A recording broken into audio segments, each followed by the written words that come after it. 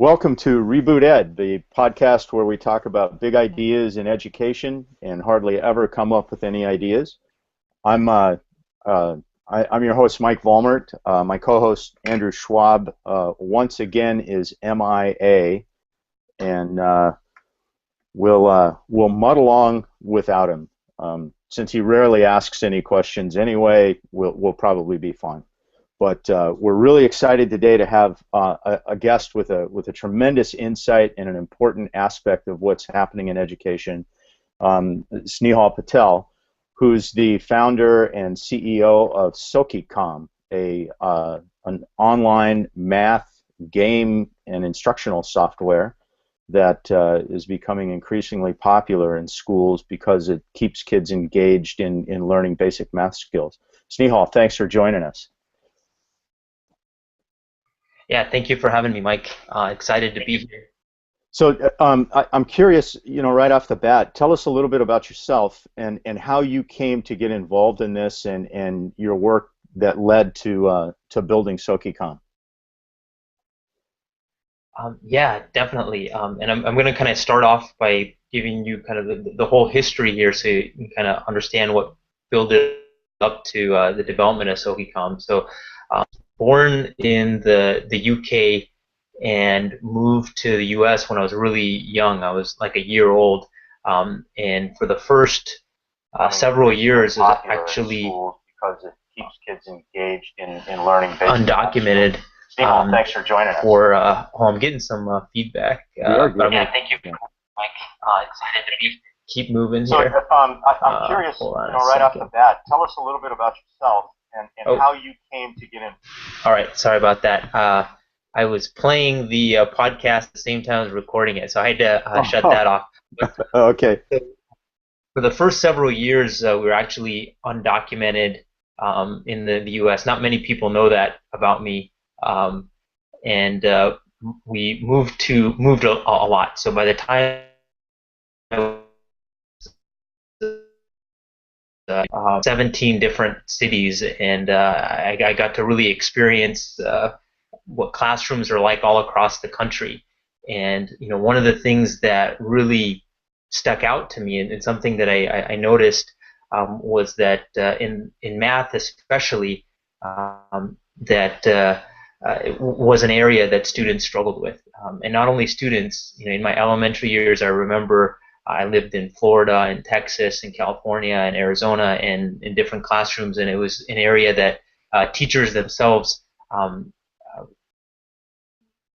showed some level of anxiety or uncomfortability with. And I remember that as an elementary student. And sort of that stuck with me through high school. I ended up being for a part-time job, I was a tutor my junior and senior year in high school.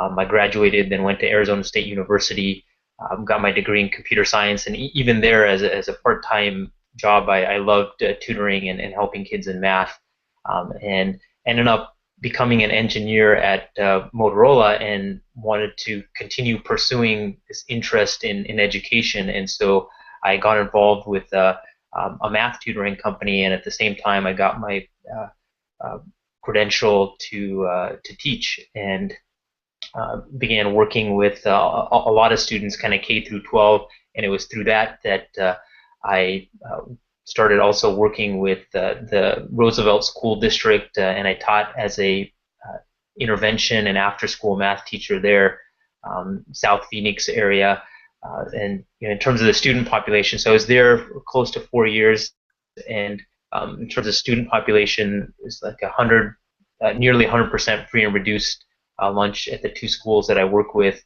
and almost 100% EL population as well. So really kind of tough population, at-risk population that had an occurrence there that really kind of made me sit back and sort of think about things. So we were working with students in small groups and like primarily grades 1 through 6, and about a couple of weeks into our tutoring program, and this was a program that we were going to the schools after school, and we would be there Monday, Wednesday, Friday, from 2:30 to 4. There was a fourth grade girl that was ditching school, but would actually come to school from 2:30 to 4 to attend our tutoring program. So wait a second. The student would ditch regular school and then Correct. come after school to get the tutoring. To the same school, and this is a fourth grade girl, yes, and that happened for about 2 weeks, and I knew about it, but her classmates called her out. It's like, hey, you weren't in school again. This is like the second week, and after that, I was like, whoa, this is like, Something, it's both something's wrong. fascinating and it's concerning. Right. Yeah. Yeah. Um, and I knew her teacher. I was working with her teacher, and she had something like 35 or 36 students. This is a fourth grade teacher with that many students. On some of the days, the students would have to sit on the carpet. So teachers really doing as much as she, humanly could. Didn't have much technology. This is back in 2006 and 2007, and I talked with the girl, really wanted to find out what it was, about our program that got her to get off her butt from home and walk all the way to the school just for that hour and a half. And we incorporated kind of two key things that I think made a big difference for her. One was we did a lot of team-based, a lot of sort of like social learning activities, where there were things that students were individually responsible for, but there was also this like group and team element to that. And we did that in a way that utilized a lot of games, whether it was card games or board games. We didn't use that many video games at that point, but I think those two key things were very compelling, and it was very motivating to her. So that really just was something that caused me to think a lot about education, and it caused me to question, how many other kids in our country are turning their minds off in the classroom. Maybe they're not going to the extreme as this student did, where it's completely ditching school, but maybe they're powering their minds down. So how much of that is actually happening, and what can we do to help improve that? Yeah. And I'm willing to bet, from your description, two things that come to mind. The first one is that the kids were kind of universally actively engaged in doing something, and you could contrast that with what I'd almost guarantee was going on in the classroom, and that is where the students kind of sat passively and just watched or listened to the teacher kind of demonstrate things, and then they pass out a worksheet that's supposed to allow the kids to master the concept. And obviously, the student you're talking about would vastly prefer to be actively involved in working with other students and that sort of thing. It's not like she hated school. She just hated to go to a class where she didn't get to do anything that seemed meaningful. yeah, absolutely. And I mean, that's evidenced by her actually coming back to school, right? I mean, that's Right. Yeah. proof that it's not the school that the student is hating. Uh, yeah, exactly. And this student uh, kind of really made it just through her actions, showed like how I think had the student not ditched, it wouldn't have like uh, affected me as much, and it wouldn't have caused me to really sit and think about it. I remember going home and driving, and there was traffic, and I was just couldn't stop thinking about that. I was like, wow, this is crazy. Right. And I very much remember that. But that got me to uh, really think deeply and critically about what we were doing in the classroom, and I started looking at some research behind game-based learning, and social learning and things like that. And I found that there's a growing body of research and work supporting game-based learning and serious games. The Department of Defense has been doing some work on that. There have been some published papers on that, I think, since the 90s, on games being used for sort of like life and death training situations, and a lot of good research showing that games have been shown to um, improve learning as much or more than sort of like controlled traditional learning techniques. So there's a lot of promise and a lot of excitement, and so that uh, really excited me. I got together with a couple of researchers, Dr. Gary Bitter at Arizona State University. Um, he's a lifetime NCTM Achievement Award winner and renowned math and ed tech guy, as well as Dan Roy from MIT. Then later, Dr. Teddy Chow, who's now at Ohio State. And so we began kind of working together and put some proposals to the Department of Education, and that ended up sort of starting SokiCom. So how did you find you found Dr. Bitter and the other guys through your research, or did you know them already? No, it's a great question. I just went online and I started looking up stuff and I started doing my own investigation, and I saw some of the people that have been writing in the space and have been working actively in this space, and then I proactively reached out to them. Dan Roy at MIT, I met him at the GLS conference in Madison, Wisconsin. There's the Games Learning Society conference there that's been going on for maybe close to a decade now, and that's really brought together a lot of minds that have been in the serious games or game-based learning space. So I met him there. Cool. So you formed SokiCom, and Yep. one of the things that that I think is really important for people to understand is that at the same time you were writing the program and you were kind of developing what it is that kids would be doing, you were kind of backing that up with an ongoing sort of action research approach. You've got work that you do to see how the kids perform at the same time that they're playing the games and doing the activities that you've got set up. Was that part of the original design of what you did, or did that come kind of later on? That's a great question, Mike, and is something that we're going to be publishing a paper on, just this whole process of developing a uh, education technology product using a iterative research-based way. And so um, we had our original sort of product design and the research design, but even at a higher level above that, if you think about it this way, we had a framework that we operated under, and that framework was iteration. We had these different stages of iterations.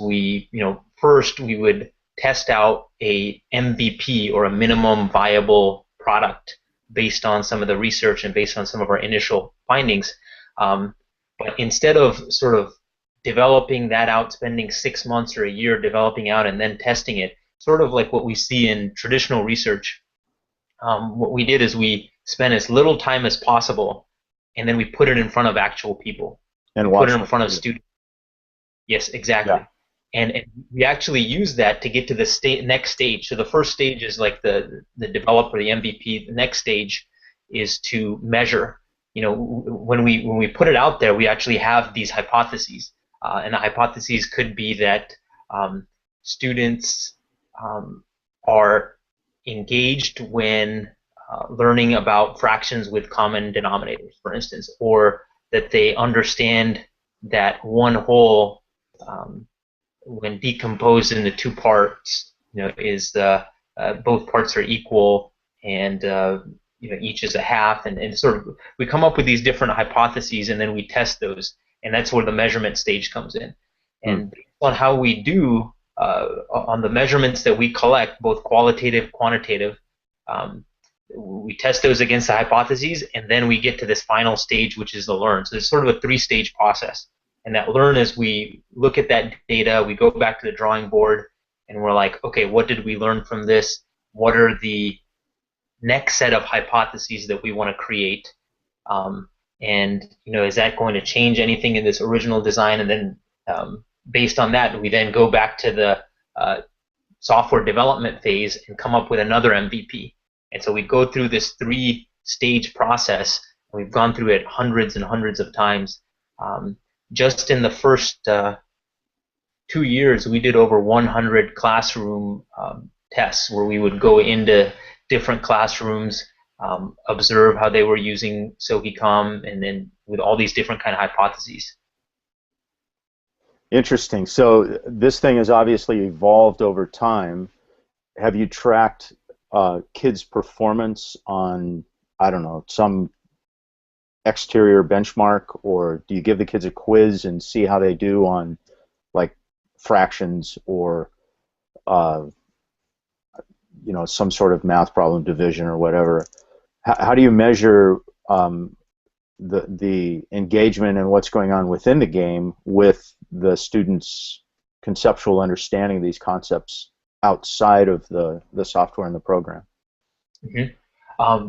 And that's a interesting sort of challenge there. The way that we approach that has been, and what they can provide is sort of these immersive visual for students, and it really lends itself to strong conceptual development of skills, good number sense, and those type of things. And so the way that we designed our games, and you know, based on some of the constructivist learning theories and experiential learning, really learning by doing sort of things, that it was developing these conceptual skills. And so we were able to measure that internally.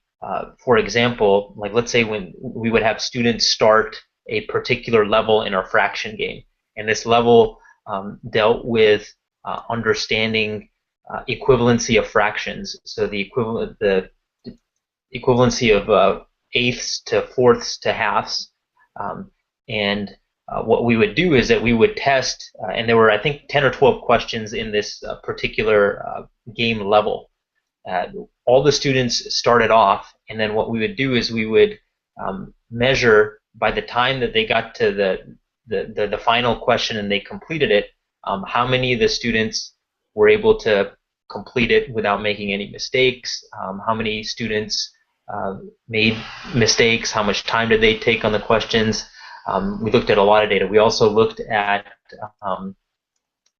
if students got stuck, and if they were, so those are some of the quantitative things. Qualitatively, we would look at if their eyes got off their screen, if they were wandering around, and if they were, then what prompted that?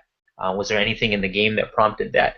And so a couple of things: that if students don't know what to do, if they're confused, that there's this loss of engagement.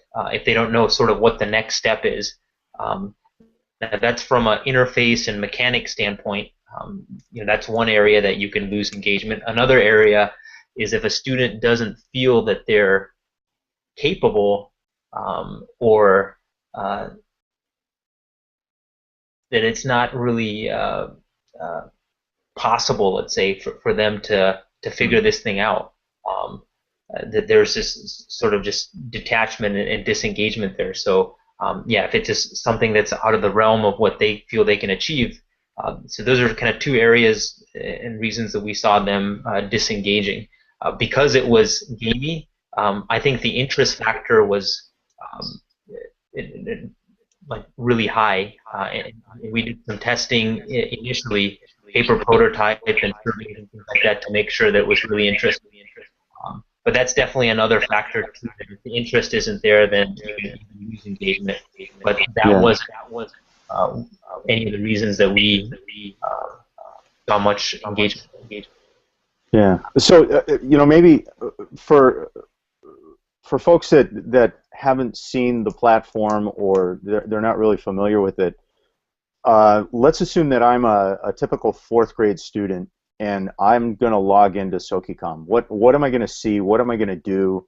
What's happening on screen or inside the software, and how do I engage with it? Can you paint a picture of what the experience is going to be for, say, a typical fourth grade student? Yeah, absolutely. So after fourth grade student, let's say, logs in, they have their unique username, password, and then they see in front of them, they'll see the map of the SokiCom world. So we've separated our games into common core domains, and each of the domains sort of appears as a different region on the world. Okay. And in it, that there are sort of at the top the reward mechanisms that students get. So a majority of the area is on the map. They'll have rewards that they can see. They will earn coin, cash, and then there are levels of experience. And just by hovering or clicking over any of those, you can find out what those are. But the initial feel is it's very, very cool. It looks just like a entertainment type of casual game that a student may be going on So and using. kind of like an adventure game or something where there's different areas that I can go explore and that kind of thing. Can I go to any Yep. one of those areas, or do I have to start in one part of the world and kind of move in an orderly way through it? Yeah, good question. No, and we had a lot of like design discussion about this, and one of the key things we wanted to let students have is a level of autonomy.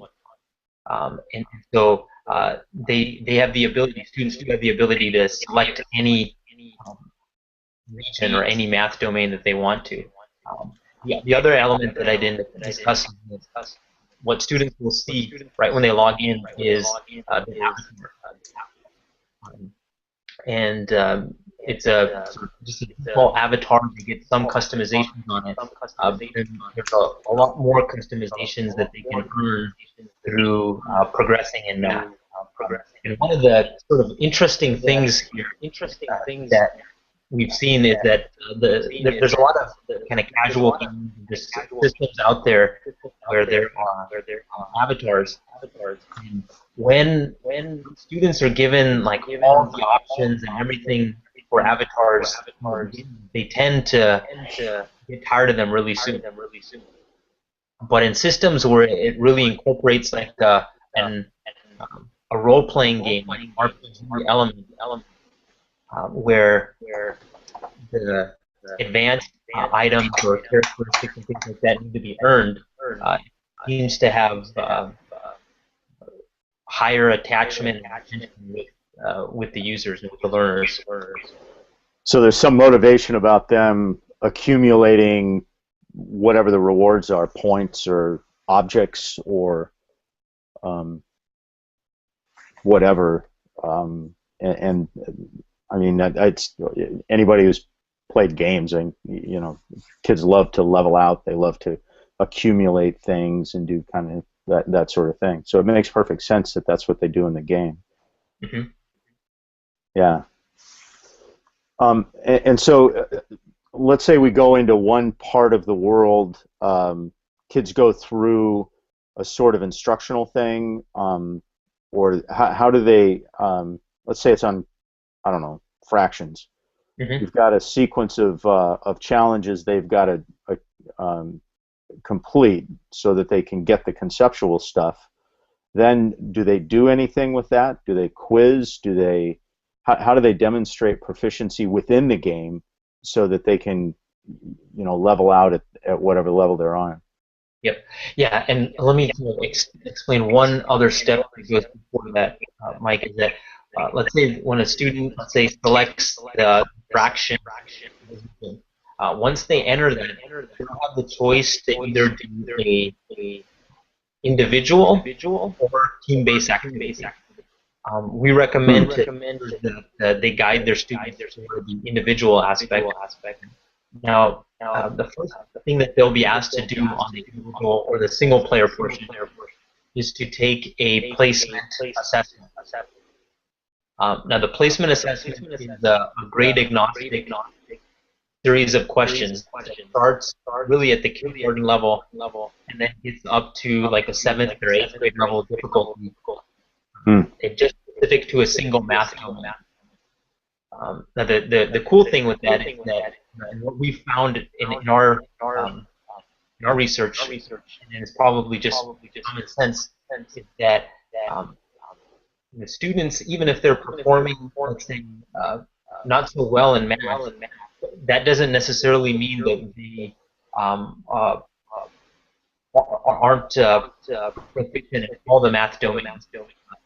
Many times, students, and this is sort of like Gardner's multiple intelligence theory, where some students will tend to be like visual thinkers, and so they'll do better in geometry than they Right. do operations and algebraic thinking. Something more abstract. Yeah. Right. Um, and Um, and I think there's a whole nother aspect to this. And full disclosure, we in my district we piloted this with some kids last spring, and I was fascinated to watch while the kids are working on their individual work and maybe group work within the class, and they're teaming up and they're doing the activities and stuff. There's another component to this that the kids really, really liked, and that is that the kids in one class can kind of compete with the kids in another class, and it doesn't even matter if they're at the same grade level or if they're working on the same sort of topic and concepts. Um, and talk a little bit about how you've set that up so that there's the opportunity for kids to kind of reach outside the classroom and kind of go head to head with another group. That the kids found that to be loads of fun. yep. And so that's that second part of play where instead of the individual, they'll select the team base. Now, the way the team based games work, it's similar to if you go to Yahoo Games and you want to play chess with someone. Like you can either create a new game or join a team, Hmm. and then teachers can select whether to have it password protected if they only want students within their classroom to play, or leave it sort of open. Um, and it uses sort of the red team versus the blue team model, where each team can be up to 16 students. So in one game, you can have up to 32 students, and then have a number of those games going on. Now, to get like games where you got multiple classrooms, different grade levels, the way that we accomplish that is that students are working individually in the multiplayer game with knowledge of what their teammates are doing, and in some cases they can help their teammates out by sending them a or if they're sitting next to each other, they can sort of strategize. There are team bonuses that can be earned. Um, when students are working individually, so I'll give you an example. We have a measurement and data game, and on the measurement and data, the multiplayer, students can select the level of difficulty for their next question, and they get to select if they want to work on a math-related question, a length-related question, uh, and things like that. So that autonomy allows say a second or third grader to be working on easier questions, where a sixth grader could choose to work on harder questions. Or it could be, the other way around. Beyond grade level, they could be working on the harder ones, and the sixth grader could be working on easier ones. Um, Now, the incentive structure is set up so that students don't just work on the easy ones, because they may be able to get more points if they end up working on the harder ones, even though they take a little bit longer. Right. They sort of had to do this calculation. Can I get more easy questions done, or more hard questions done, or can I mix it up? And what we find is, what's kind of cool is depending on the type of question, it may lend itself to being done easier on a high difficulty versus other questions that are longer, and it's sort of just strategy part. That's cool. So the kids, not only are they working on the math and trying to solve the problems, but they've also got this this overlaying strategic element where they've got to figure out what's the best strategy for earning the maximum number of points. Choose a whole bunch of really easy questions, or focus on a fewer number of harder questions where when you get them right you get more points. Um, the, the ability for the kids to kind of choose that, I think, is really engaging for them and highly motivating. It's fun to watch them when they do it. Yeah, and just wanted to make another point there. What else we found uh, with this, Mike, was that when we had students do a multiplayer game with the entire classroom, and this was key. Like we saw when there were multiplayer games with 2 or 3 or 4 students, that was still engaging. But when it was the entire classroom, not only did we see just a ton of engagement, students jumping up and down and that sort of thing, but the thing was that actually led to more time spent individually by students outside of the classroom. Interesting. So, yeah, so it sort of like led to this like social obligation. It's like I'm a part of this, and I've experienced my contribution to this, and that makes me feel more obligated or responsible to improve myself. So it's sort of like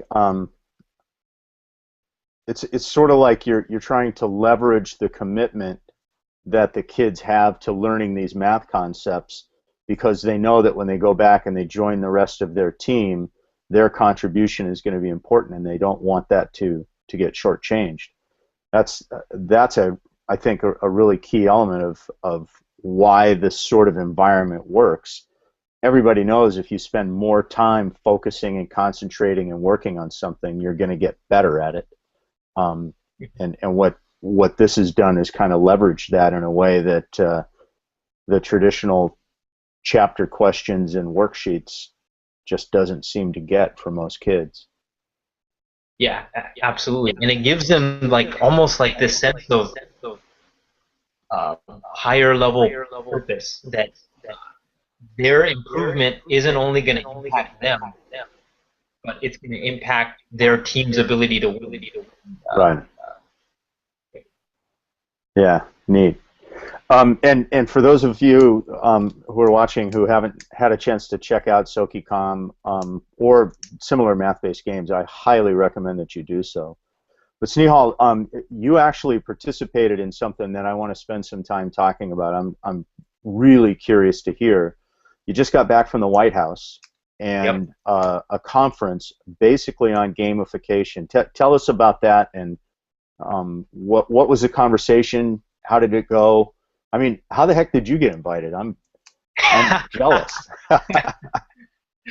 Yeah, that's funny. I was talking to my mom this morning, and she was like, "How did you get invited to the White House?" um, and so yeah, it was really cool. It was humbling, just being there and going through all the security. And, wow, I'm actually in the White House. And I was invited. Department of Education. They're the Institute of Education Science. So since SoCom won a number of grants from computer sciences, that and considered SoCom is considered kind of one of the leading, not the leading project that the Institute of Education Sciences has funded. Now, because it's a government entity, they can't sponsor, or they can't market or advertise anything. But it was it felt like a privilege. We were invited from them, and the purpose of it, I sort of just went with this understanding that hey, people at the leadership level, at the executive level, have an interest in games for learning, and they want to bring in maybe some of the experts in the field from not only a research side, but taking it from research to implementation to scale, and kind of doing all that. So they're going to bring some experts, but I was very, very pleasantly surprised at people um, at the executive level were there, the enthusiasm was showing. Um, Jim Shelton, who he's got a super long title, uh, advisor to the president, the White House, technology, something, something, something. But he was there. Mark Delora, I think, director of White House Office of Science and Technology Policy, Russell Seelig, the director of STEM at U.S. Department of Education, and just a number of other folks that were there. And to actually hear them talk about games that they've played and how feel about games improving learning. I mean, that really took it to another level for me when they can actually talk about games like Dragon Box, um, or other games that they've sort of come across and really see potential for impacting students.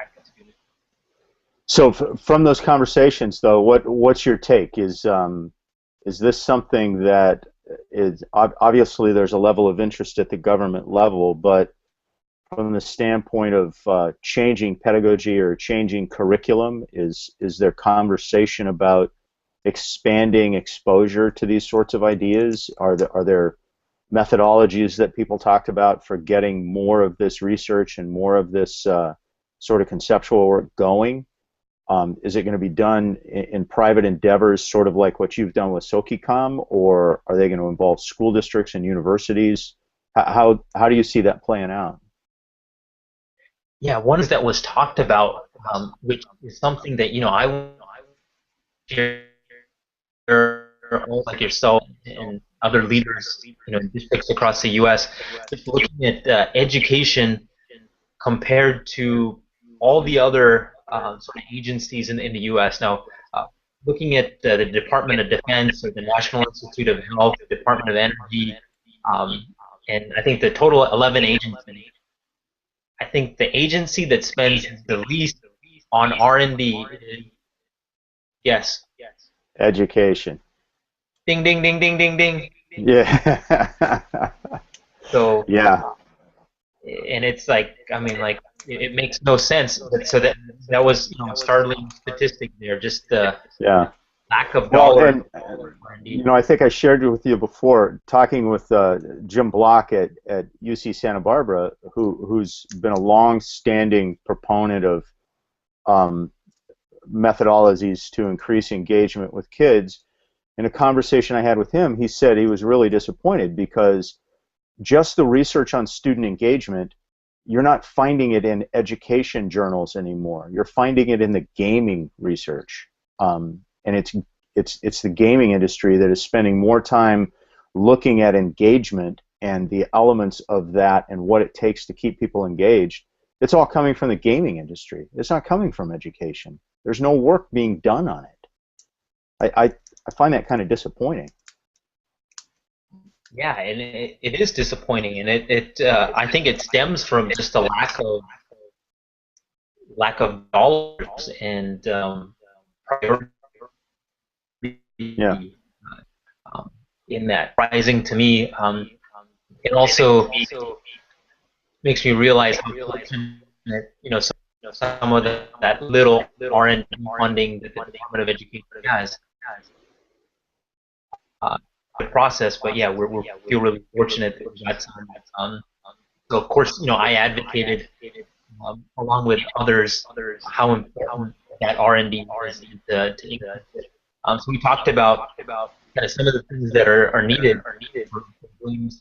Obviously, more efficacy research, and showing how games can not only efficacy, but how games can really be integrated into classroom practice. Yeah, and personally, one of the things that I've learned, Mike, that even some of these university projects, like at the UCLA, at the CREST Center, I spoke with Dr. Greg Chung. They did a multi-year randomized control trial study. Saw pretty impressive effect size on a fraction game. But there's a lot of these projects that then um, aren't there's not much done after that, Hmm. and So the universities are in fact then doing at least some level of research, but it doesn't get much farther than the research project, is what you're saying. It's not getting back into the classroom in ways that teachers can incorporate it into what they're doing. yep, But, yep. which, I don't know, speaking as a practitioner, that would kind of be an essential element of the whole process if we're really going to try to make some changes in curriculum. Um, which again, the work that you've done and the research has led to something that gets into the classroom. It's kind of disappointing that there isn't more of that. Yeah, and it is disappointing. And I see sort of like this chasm, but there's majority of the funding goes to like the academia, university level research, which is very important. Um, but then there needs to be this bridge on taking that to the next level, or have more funding into programs like STIR, which actually fund both or three things. It funds the development of something based on research, um, having research studies done on it, and then taking that to classrooms and making it sustainable. Mm-hmm. So having more programs like that. Now, the other side of things, outside of the Department of Education, I've seen a number of education technology products, including games, that are getting developed, but are really struggling to sustain themselves. And this might not be a surprise, but K-12 is an incredibly tough and difficult market Mm-hmm. to build a company in. And there's just a graveyard full of dozens of cool, awesome products that never were able to sustain themselves. Yeah. Yeah, and a lot of that, I think there's two reasons for that. One of them, obviously, is funding from the school standpoint. Um, but the other one is there's a tremendous amount of inertia in more traditional ways of teaching, and these things, um, they tend to be viewed as something that gets tacked on to the end of 100 years worth of traditional pedagogy, instead of throwing out this old stuff that, I mean, the elephant in the room is we all know that stuff doesn't work, and it hasn't worked for a long, long time. It works for the top few percentile, but I mean, let's be honest, those kids, they're going to learn anyway. It's that larger middle and tail end of the bell-shaped curve group that really kind of gets shortchanged in those sorts of old school pedagogies. Um, these ideas are ones that have to replace them, not supplement them. And I think it's really tough for schools to kind of step out and do those sorts of things. I wonder if that was part of the conversation at the White House, in terms of what it's like in a traditional classroom and how these things get integrated. That was one of the criticisms I had in the. There was maybe about 30 or so folks, and then some people from the White House and the Department of Ed. But there weren't that many active practicing teachers or educators there. Um, and so yeah, I think that was one of the missing elements that I knew that they had there. But on a similar note, what the White House is doing, they very much want to increase the awareness of games as a viable learning products. And one of the things that they're talking about doing, and they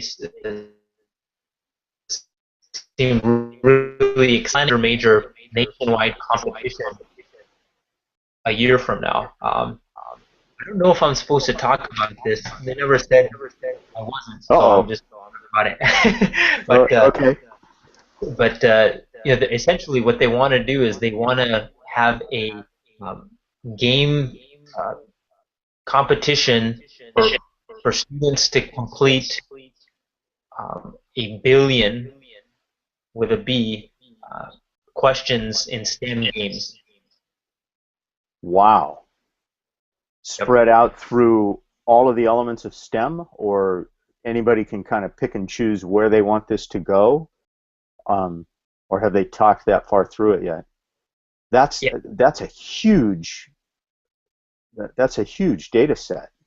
Yes. Yeah. It absolutely is, and it's a headline that will get the press and things like that. So what we were there is sort of hammering out some of the nuts and bolts. How could something like that even take place on a national level? Um, the logistics, how would teachers sign up? What would the vetting process be for games? What type of data would be collected? And all sorts of things like that. So were you, in terms of representing, SokiCom, were you invited there, um, to sort of explain how you would incorporate a game like SokiCom, or was it a conversation to create a whole new environment or a whole new game that's all around these STEM questions? What's the view of what your involvement in this whole thing would be? Yeah, so there were two things. First, they wanted to know how we were able to start. We were out of, I think, about 150 projects that the Department of Ed has funded, um, maybe in the last decade in the SBR program. We're either the top one or two in terms of the number of students that we've reached across the country. So they wanted to know, you know, what was our secret sauce, what did we do, and that sort of thing. Uh-huh. Um, and, um, and then they wanted to just hear my feedback, Mike, on this whole notion of this billion questions. How could a competition like that take place? Like what stuff would need to get set up? So they wanted to get input from me as well as several other folks Right. that have games. If the government is serious about that, Snehal, that is a monumental sort of shift in terms of moving away from even kind of the Common Core sort of ideas, and into a whole different realm of what learning would look like. Yeah, and I was incredibly excited. Now they were very, because it's federal, it's a Department of Education. They can't be sort of like pushing it. Uh, they're going to need the help of partners and other groups to help them, and then they will guide and steer things. And I think that one of the groups that they were discussing was the Clinton Global Initiative. Um, and there is actually Russell Schilling, the director of STEM at the U.S. Department of Education. He wrote a blog post in the Clinton Global Initiative blog just about this idea of 1 billion questions, I think. And I can share that with you so you can see what the thoughts are brewing at that level. But yeah, it does seem Sure. very serious. They want to do something like this, and their timeline is they want to do something sooner, and realistically, probably a year. Wow. Even a year. I mean, there's a lot behind making something like that work. Yep. Yeah, share the blog post, and um, we'll post it on the website, so people can check that out.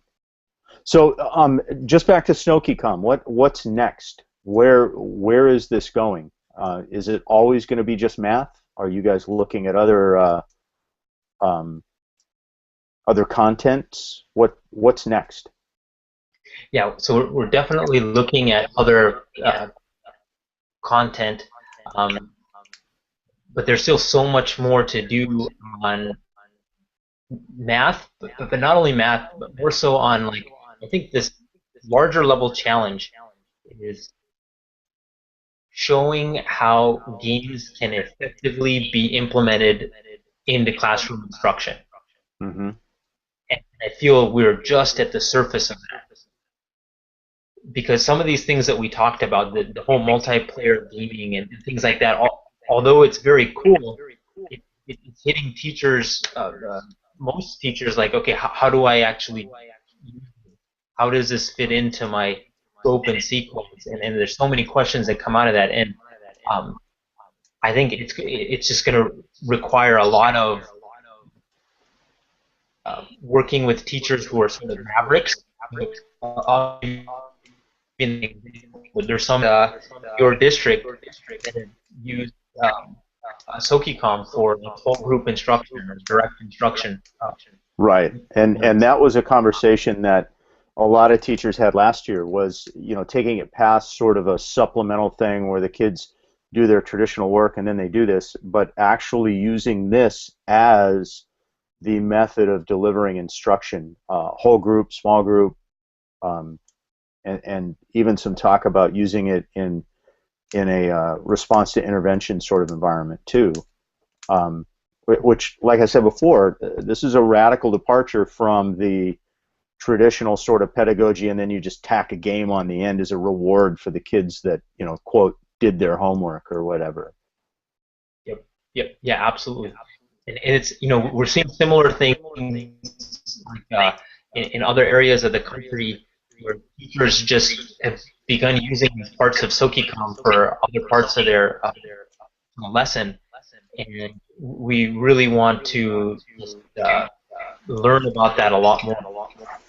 Learn Is about there, how they're using it, and I think that's the way to understand how SOKICOM in particular can be more helpful to teachers and the strategies that they can use.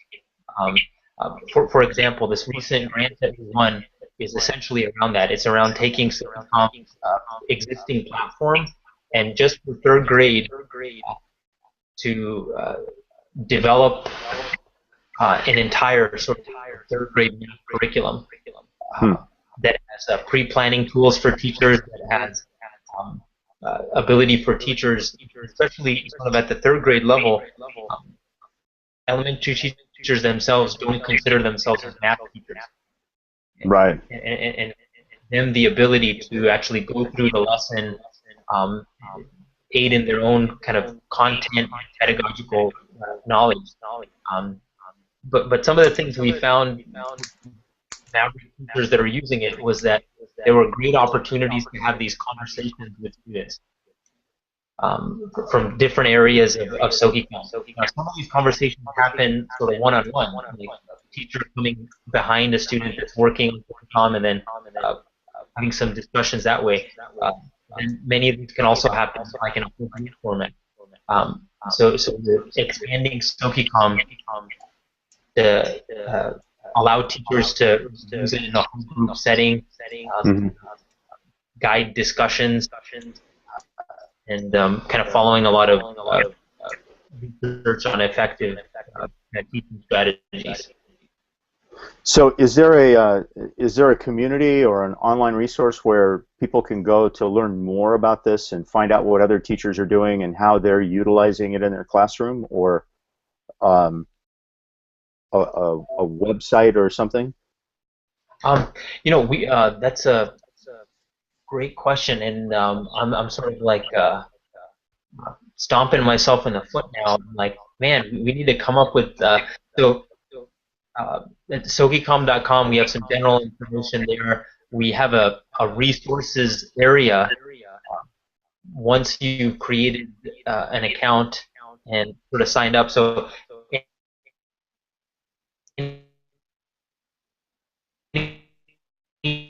featured after the 30-day free trial, you can log in and still have access to some materials such as these resources. So we've had teachers that create these resources of how they're using SmokyCom in their classroom. So we've had them videotape their classroom, um, not only for the math portion, but we have a classroom management program, and they sort of videotape how they're using that with their classroom. So those resources are available.